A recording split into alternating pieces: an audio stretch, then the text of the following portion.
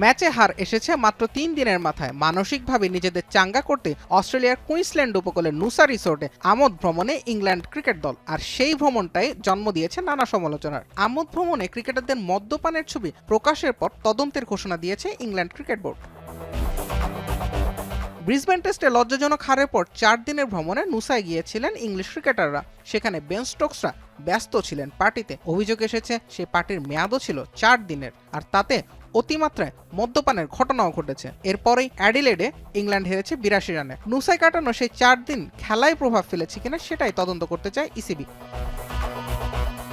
England পুরুষ দলের managing director রব কি অবশ্য এমন ঘটনা ব্যাখ্যায় বলছেন খেলোয়াড়দের লম্বা সূচির কথা। নিউজিল্যান্ড অস্ট্রেলিয়া সফরের পর টি-20 বিশ্বকাপ টানা ৬ মাস ক্রিকেটাররা থাকবেন দেশের বাইরে, যে কারণে খেলোয়াড়দের বাইরে সময় কাটানোতে সায় দিচ্ছেন রবকি। তবে সেই আমোদ মাত্রা ছাড়ানো গ্রহণযোগ্য না বলেও মন্তব্য এই ক্রিকেট কর্তার।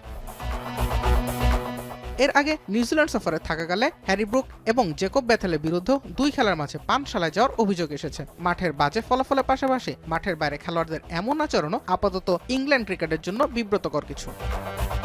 জুবায়ের আহমেদ, এখন।